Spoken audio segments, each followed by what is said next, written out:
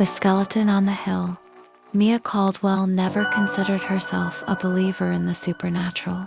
She believed in cold, hard facts, overdue bills, the crushing weight of grief, and a future that felt like a corridor with no lights. It had been 2 years since the rain-slicked roads outside Seattle had claimed her husband, Ethan. The police report was clinical, single vehicle loss of control. But Mia knew Ethan. He was a man who drove with a precision that bordered on obsessive. To her, accident felt like a lie the world told her to make her stop asking questions.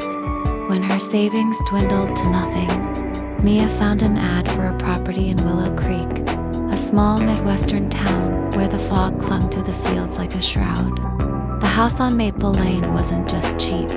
It was practically being given away. The first time she saw it, her heart sank. The house didn't look lived in. It looked like a wooden skeleton.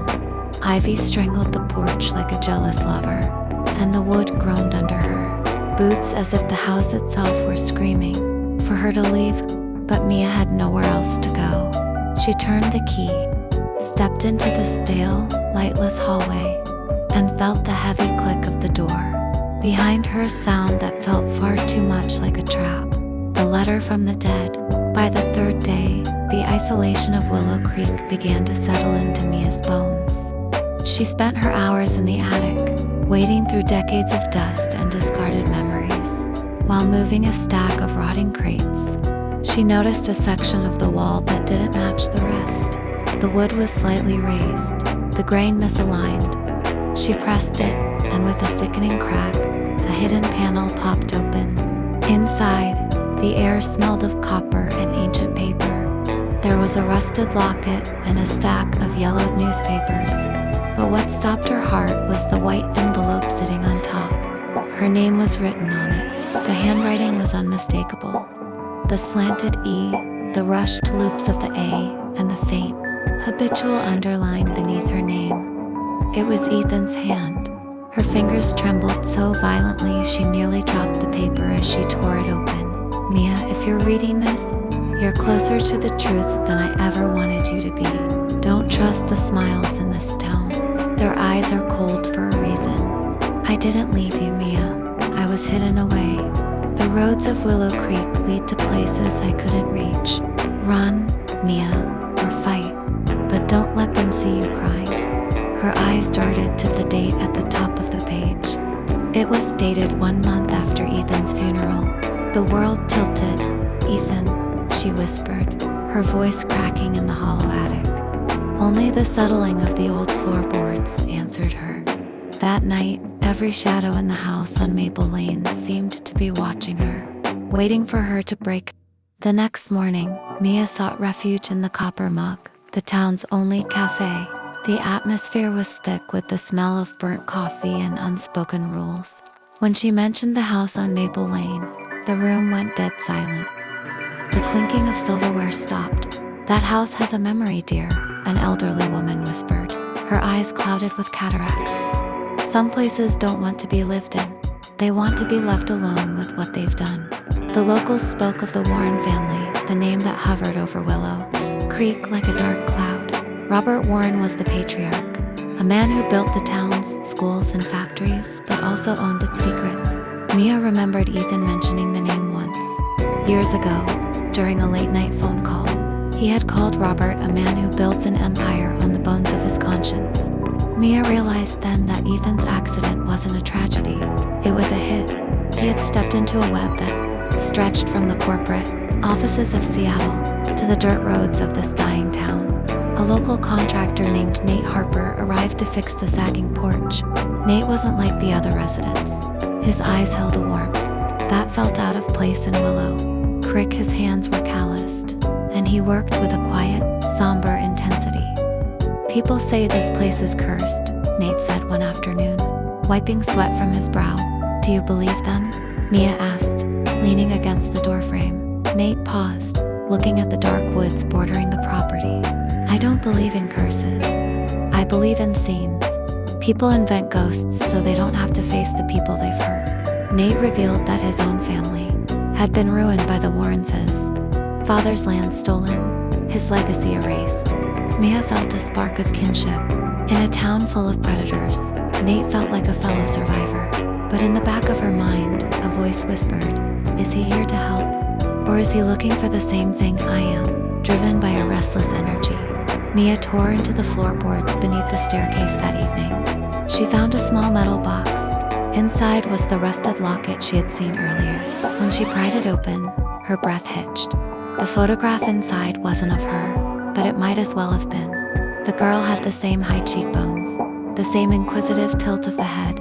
It was Alice Warren, Robert's daughter, who had vanished 20 years ago. Beneath the locket were documents covered in Ethan's frantic handwriting. He had been blackmailing Robert Warren. He knew where Alice was. Mia realized with a jolt of terror that she hadn't been led here by chance. She looked so much like the missing heiress that she was the perfect weapon, or the perfect scapegoat. The sun was dipping below the horizon when a black sedan pulled into the driveway. Robert Warren stepped out, looking every bit the wolf in a tailored suit. He didn't wait to be invited. He walked onto the porch as if he still held the deed. "I'll give you triple what you paid, Mrs. Caldwell," Robert said, his voice as smooth as silk and just as cold. "This house is an eyesore. It's too deep for a woman like you. Take the money and go back to Seattle." "What are you afraid I'll find, Mr. Warren?" Mia challenged. Robert smiled, a thin, predatory curve of the lips. "Some secrets are better left buried. Digging them up only tends to get one's hands dirty, or worse." After he left, the house felt colder. The smell of Ethan's favorite, cigarettes, gloves, and tobacco, through the hall. Though no one was there, she was being haunted, but not by a ghost. She was being hunted by the living. The storm hit at midnight. Mia and Nate were in the attic, having discovered a heavy safe bolted to the rafters. As the heavy door swung open, they found the ledger, the black book of the Warren family. It contained everything: the fraud, the murders, the bribery. But as Mia reached for it, the attic door slammed open. Robert Warren stood there, a silencer-equipped pistol in his hand. "Ethan didn't die 2 years ago," Robert said, his voice devoid of emotion. "He survived that crash. He crawled back to this town and hid in this very attic, bleeding me dry for 24 months. But even a rat eventually gets caught." Mia felt her soul shatter. Ethan had been alive. He had been inches away from her for weeks, watching from the shadows while she slept. Robert struck a match and tossed it onto the gasoline-soaked documents near the safe. "This house will be your funeral pyre." Nate lunged at Robert. A muffled shot rang out, glass shattered, and flames began to roar up the dry wooden walls. Mia grabbed the ledger, stuffing it into her coat, and Nate grabbed her hand. They scrambled through the smoke, lungs burning. As the house on Maple Lane became a pillar of fire, they leaped from the roof just as the structure collapsed into a heap of glowing embers. Robert Warren never made it out. The following weeks were a blur of federal agents, sirens, and headlines. The ledger Mia saved brought the Warren empire to its knees. Alice Warren's remains were found in a dry well on the estate. Robert had killed his own daughter to keep his secrets. Mia left Willow Creek with Nate. They were two broken people, trying to learn how to breathe again. Mia thought the nightmare was finally over. She thought she had found peace. The final twist, the man in the shadows.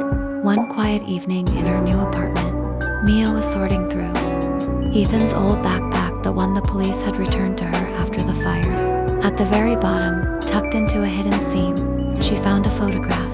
It was a fresh, glossy print. The photo showed Mia herself, standing by a lake she had visited only 3 days ago. But in the background, blurred among the trees, was a figure in a dark jacket. The posture, the height, the way he tilted his head, it was Ethan. Her breath caught in her throat. If Robert Warren had killed Ethan in the house, who took this photo? Who was following her now? She turned toward her window, seeing her own reflection in the glass. And for a split second, in the darkness behind her reflection, she saw a pair of eyes watching her. Some secrets don't burn. They just wait for the lights to go out.